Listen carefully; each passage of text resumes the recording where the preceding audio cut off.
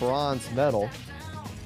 And coming off of their first loss coming into this one. XName has been in this tournament for a hot minute as well. Let me see if I can pull up their name, because I know we've been talking about XName for a bit. This is obviously the best they've ever done, going up to this point, and they're still in a great situation to where they could find a way to win it. And by great, I mean there's only 3 teams left who can, so that's a pretty good, if not great, situation to find yourself in. Best of 5 is what this one is going to be. Going forward, no longer a best of 3, so you got a little bit of wiggle room here as far as not having to hit the stress if you DC in game 1.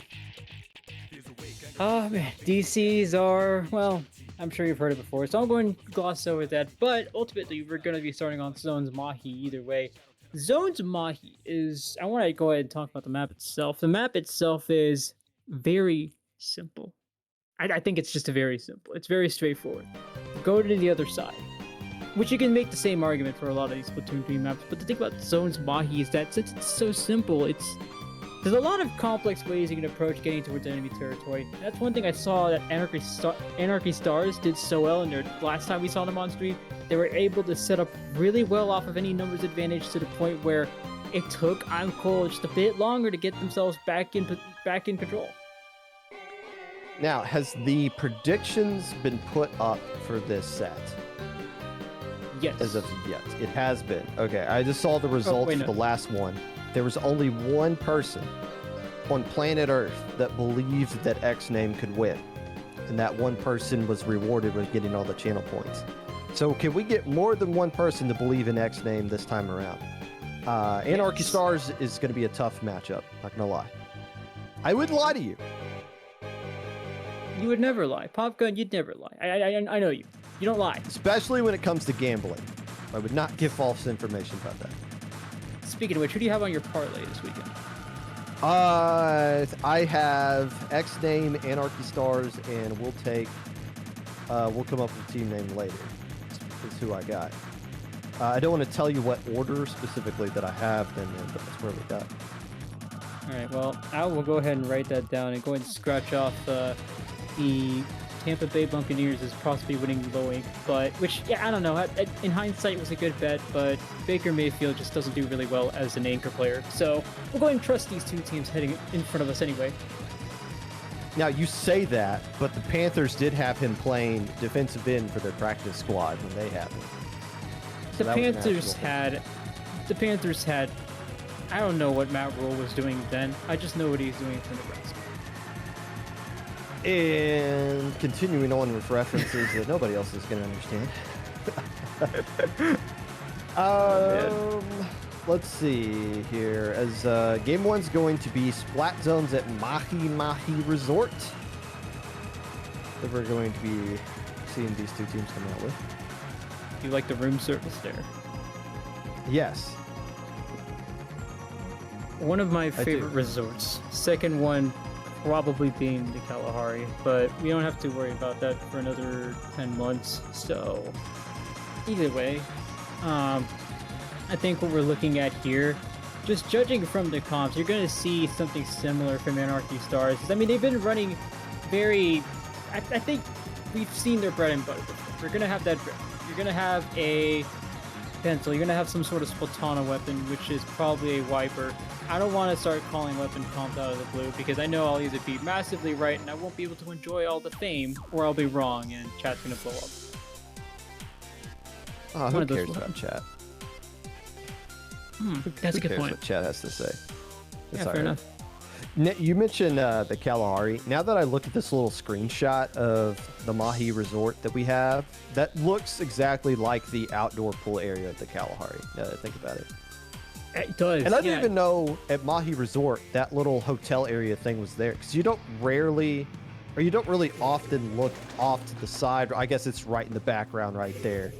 And even more pronounced than behind that team. You can see them running the Riptide Mile. That's all I got to say.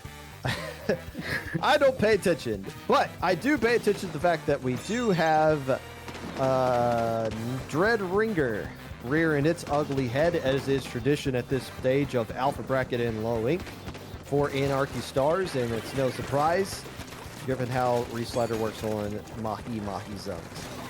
Okay, so that's actually kind of right with his prediction here. You see the Dread Ringer, you see the Reslider, as you will, with the Dread.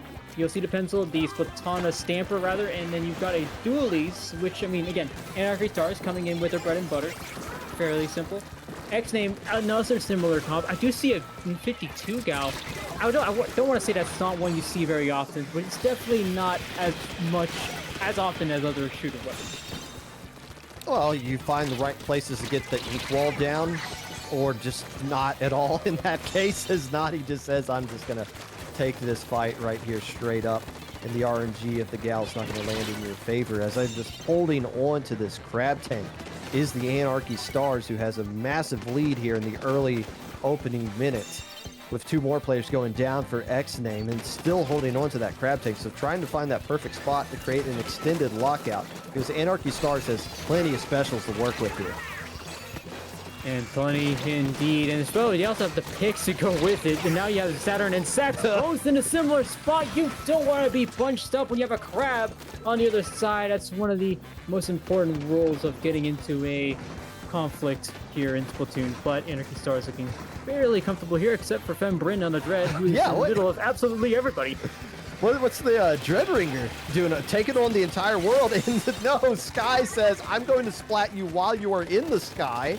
Hence the name, and XName hangs on just a little bit longer, and they don't have any penalty points to chew through, so they can put some permanent points up on the board here and are in a great situation if they can get a couple of splats, but they're going to have to weather the storm of the Dread Ringer and the Resliders that are constantly going to at least pause the zone. That crab didn't get any value out of it, and here comes the Snot Rockets of the enemy crab as well to follow it up with the Reslider. Wasn't necessary to cap the zone, but does a good enough job to clean it up. Oh my goodness, Bren, we're gonna need a whole essay on what you've been able to do in this game alone, which is a lot. You've got 2 picks off that Reslider, you got 1 more with the Dread alone, and how well you're able to cover this sledge is... You have to also cover how well they've been able to cover this sledge, because no opening here for XName. So Sax is able to get the drop on that Dread Ringer, and now things are looking a little less certain for both teams. Really, Sax still trying to paint over the zone, but Anarchy still hold on. Yeah, and I think they're gonna do more than just hold on. Yes. Oh, yes, they are. It's like that. Oh, actually, yeah, XName. I might want to check that little Judd. I think XName might have paused it a few frames before you decided to end it right there, because that looks like at least a tied zone, in my opinion. But Anarchy Stars weathered the storm of the splash down from the blaster on the zone and do just enough to get the dub. Naughty doing a fantastic job with those vanilla dualies, finding the right opportunity to use the crab tanks, not just popping it because they had it, and got a lot more value out of their specials because of it. They win game 1 in this best of 5 set. And one thing I liked about Bren's gameplay there, especially with the Dread, is that with Reslider, it's so easy to bring it to splat zones and say, well, I'm just going to use it for splat zones. I mean, duh.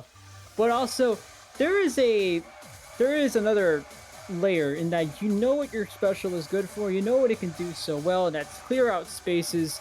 I mean, you obviously catch XName in a lot of very funky spots there, but I see them going like 2 people basically on top of one another when there's a crab around, and that's questionable. But Bryn doing a lot with that Reslider, doing a lot with the weapon overall. I think that's just great stuff to see from a Dread player. We are going to be having a player substitution for game 2. This is XName, who's going to be subbing out a player. We don't know who specifically yet, but they do have 5 players on their roster, as does the Anarchy Stars. And it is also XName's counter pick here.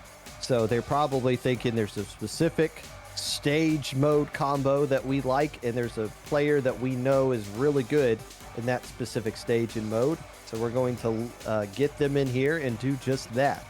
We don't know who the player is or what stage they're going to be picking or the mode, but I'm assuming that's why all these switches are coming into play. So keep an eye out for that.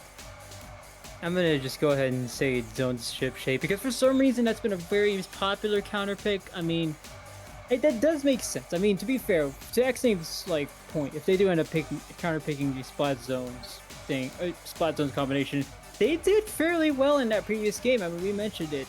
That last few seconds, XName, they actually do turn it neutral at least. And they were very close to go ahead. They're going ahead and just capturing the whole thing.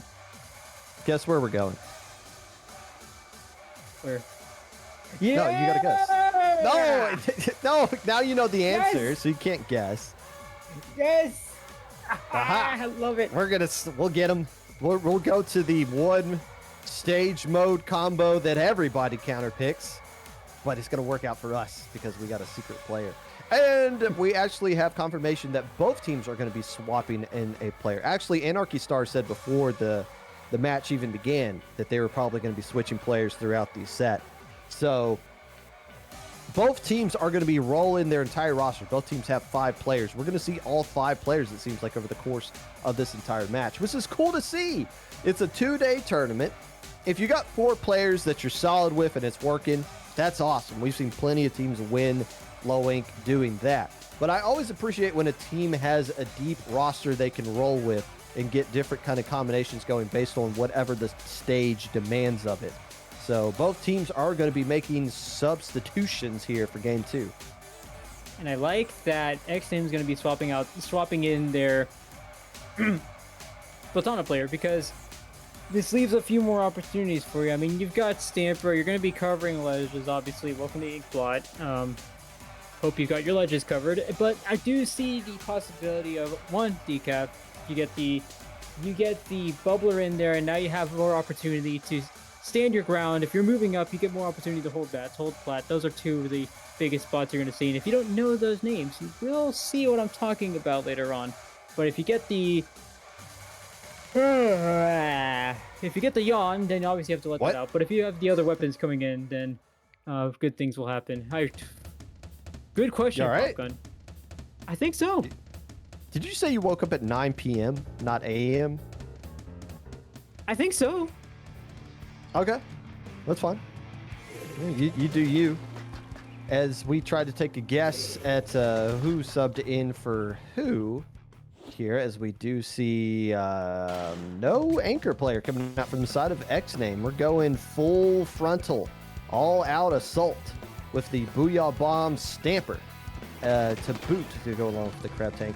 And that is the Slosher getting eliminated right off the bat from Anarchy Stars to go along with their Dread Ringer that they're still using. Not just a zones one trick relying on Reslider, they're using it for tower control as well. And I like that Anarchy Stars brings back Miku. If you're watching, Chad, if you've been watching the stream, you know that Miku does really, really well with that Slosher. So no surprises there, and that Anarchy Stars are going to be bringing him out. And Sky does not find their way out. Sorry, you're going to stay grounded here. The anti-air missiles coming out from freaking Miku over here with the Slosher contribute to that pick. Just a friendly reminder. What you are seeing from the spec cam operator is not what is actually happening in real life in the game. It's just a little optical illusion there. I'm sure that didn't actually happen. Unless it did. Well, I like to think regardless, the checkpoint. Did they clear this checkpoint? Yes. Now they do. Anarchy Stars, first checkpoint clear. Do they have enough firepower to get past the second one? That actually matters. It looks like no for now, as they wisely back off and set up a defense. And now XName has the opportunity to at least try something, especially with this stand player who's already off screen. Bren had to turn around just to get a Cosmo back on the screen, but now they've got the Booyah Bomb. Anarchy Stars looks fairly comfortable here, and there's the restart we were looking for from Bren, but they do go down. Now it's going to be a sword fight here next to this left stack, which Zuki wins. 3 players down for XName. Anarchy Stars looking as comfortable as ever until Saturn trades out Zuki there. XName and Anarchy Stars still trading off picks there. Looked like we had an advantage there for either team, really, and that might just be the story for the rest of this match. Well, XName had a lot of specials built up ready to go, using the Killer Whale and the Crab at the same time. It will get them across this first checkpoint, but nothing else. It's essentially a wipeout that they dealt with right there. So, yeah, they cleared the checkpoint. That's all that really matters. So we're essentially tied at this point. But that was a great opportunity for XName to get into the right kind of position they needed to get into a spot to where they could clear that second checkpoint. But instead, burning through all their specials, at least getting that first checkpoint out of the way as we cross the halfway mark. And it's still 70 to 67 here, which I mean, there's a meme there somewhere, but this also means that there's still a lot of parity. I talked about it earlier. Now you're seeing an example of it in this set. Most notably, we've only gotten past that first checkpoint, and even then, it's just by a small margin. You don't see any major moves here, except for XName, who might be onto something here. Bryn having a bit of trouble getting past this Stamper, who is going to have to be forced. Going to be forced to pop the Booyah here. Has some more backup with Sander coming in from the side there. 3 players down. That Pepsi's going to be forced to back up here, and there we have broken the walls open. Break the doors, slam them open. Here it is, checkpoint 2 for XName. I don't even think the Stamper player's name is pronounceable, but that Stamper player did a fantastic job of getting into the right position and creating all the distraction necessary to where whoever was riding the tower for XName could just fall asleep, clearing that second checkpoint. That is a game-winning push made by XName in a game-winning position, being named by whoever that player is. What are you pronouncing that? Fembrin. Not that Stamper who just got splatted. That person. There we go. How do you pronounce Half-Life K, Half-Life, it's Lambda A, Lambda K, Lambda A K, Lambda A, Lambda A. Can we time out the person in chat who said 6'7"? Question mark. We're not dealing with that nonsense. While that's going on, we're down to 1 minute remaining, and Anarchy Stars got a bit of a mountain they want to climb, and it's not looking good. At least not in the. No, not at all. But you do have one player going to tree there. 2v1's always better than a 1v1, so that's a good start for Anarchy Stars. Too bad you've got 3 more looking at. Well, now 2 more. Now 1 more. It's just the Splash gonna have to worry about all the way up past this camera here. But Riv on the tower. Everyone else, look at how well Anarchy Stars is able to set up here. They've got 2 people in plat, 2 people in bat, 1 in plat. And we still got some more coverage to go forward to, but Saren's in a bit of trouble. They did get the pick on Miku. They go down. It's a 2v2 situation here, and see who comes out on top. It's going to be the Crab that helps out quite a bit, but how much can they help? Because they've already got 3 players down. As long as Zuki's right there, that's all they need. But I wonder if Anarchy Stars are a little bit overcommitting to attacking the flat. But no, they got the re-slider. Oh, I forgot. And now it's the Stamper player trying to make a hero play. They can't get it done. Oh, Anarchy Stars. I was questioning their positioning because they had to get through that 3rd checkpoint. I thought they were putting too many resources in the plat. What Zuki had held down. I forgot they had a re-slider. It was a trap. They lulled XName into the plat area and not the bats. And then when they thought it was free, here comes the re-slider out of nowhere, gets a double GG, go to game 3. Oh no, it's just me and my little dread. Call a squidbulance, but not for me, as the re-slider comes in, takes out 2. Easy dub for Anarchy Stars, or GG easy, as some chats will have you believe, but 2-0. I think that Popgun, in my book, that looks fairly good. What, to be up 2-0? Yeah, that looks fairly. I think it's good. I think it's good. Yeah, I would rather be up 2-0 than the alternative, any other alternative going into game 3. Bingo. And now XName has to battle back from not just losing that one, but losing what was a very winnable game for them. One they probably should have won, to be honest with you. But they're not out just yet. The reverse sweep is still on the table, and the next counter pick, they want to run it back with tower control. This time going to Ship Shape Cargo Company is what they're going to be taking a stab at here. So essentially what they've done is pick Inkblot again. I mean, stacks. You basically have stacks there. You basically have some level of plat bats. I mean, it's just court, really. That little part in the beginning. I know my callouts, I promise. Anyway, I think it's similar in kind to what they're looking for on that Inkblot. So I think XName, they know they had that in the bag. They know that they need to find a better way to just not fall. Well, first of all, don't fall into a re-slider danger zone. Kenny Loggins will have you believe that's a bad idea, but you know, go back here. We'll see what happens. Game 3, Tower Control, Ship Shape Cargo Company. The question is anybody going to make any roster changes? It looks like yes, at least coming from the Anarchy Stars team. They're going to be swapping out a player. So that wasn't just the tower control lineup that they had. That was the tower control Art Academy specific lineup that they used right there. So Anarchy Stars, different lineup with the players that they have for all 3 games up to this point. So you have to be seeing if XName will make a bit of a switch themselves. But XName, considering how fast they made that counter pick, was probably thinking like, look, we feel really good with how that tower control game went for the vast majority of that game. Yes, we let it slip away there at the end. We think we can replicate it. We can get it done here with the roster that we have. And then we'll figure out whatever we need to figure out in games 4 and 5, but we just got to get there first. And that's what I like about some of these teams is that they know that, hey, look, we lose game 2 and yeah, sure, they're at match point, but like we have that in the bag. We know what went wrong, and those adjustments that you make mid-set or mid-match, respects to what you said about matches and sets.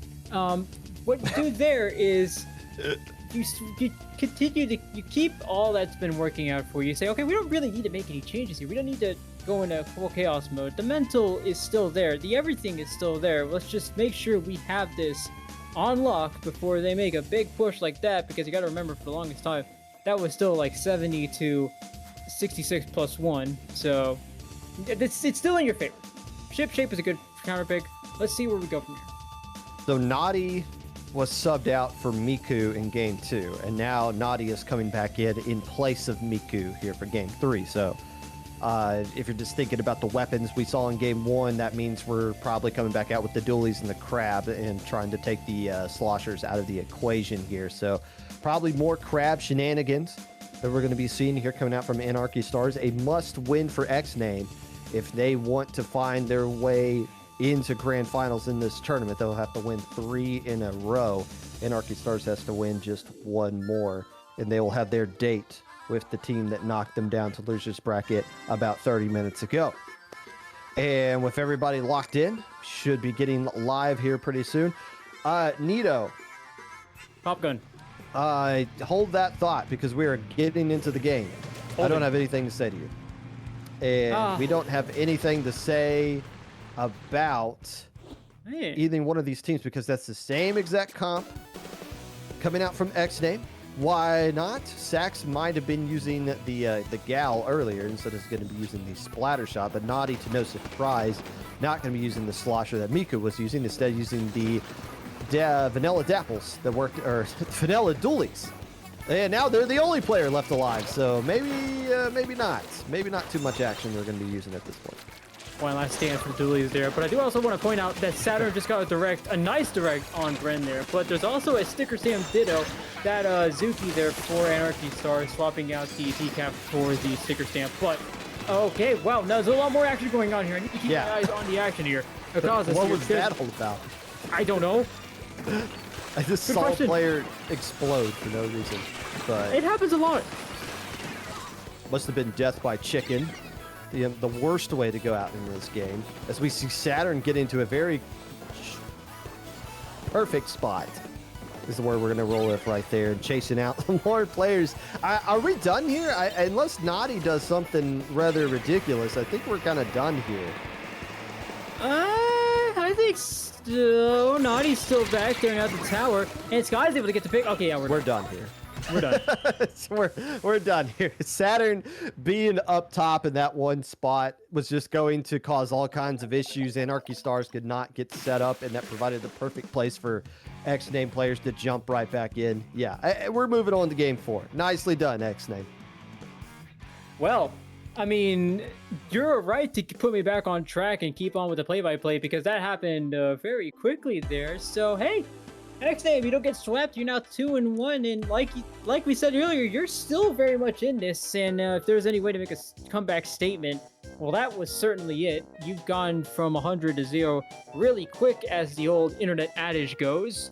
And now it's back to Anarchy Stars for the counter pick. But most importantly, 2-1. You showed that Tower Inkblot game wasn't just like, oh, okay, everything fell apart. No, you still have it. You still certainly have it. The problem now is that Anarchy Stars gets 2 counter picks in a row.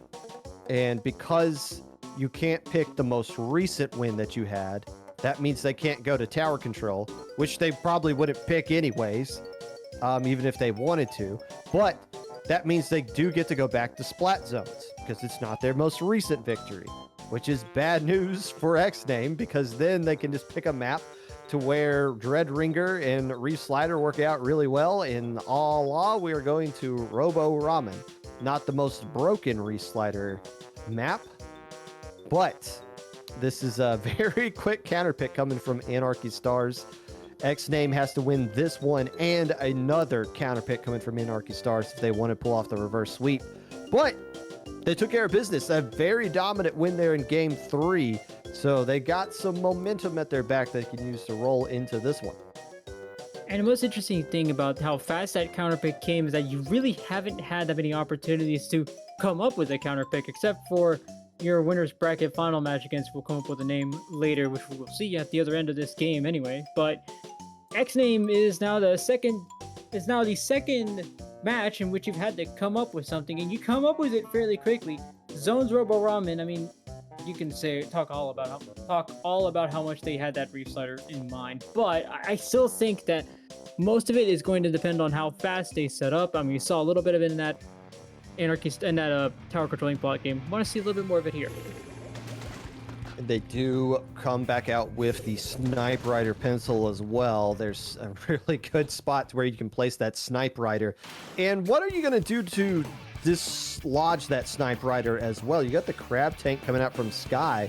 You got the Booyah Bombs. You got the Ink Strikes. But you got to kind of think those things are going to be used mostly on zone, or at least the backside of the zone, because that Riv, the Snipe Rider, is just going to hug to that wall and try to challenge XName to approach them because they don't have really a whole heck of a lot at their disposal to deal with it. Well, what you also have to look forward to is Saturn here, who already looking at the position they were taking there is a good spot for when you want to have that Snipe Rider in mind. Excuse me.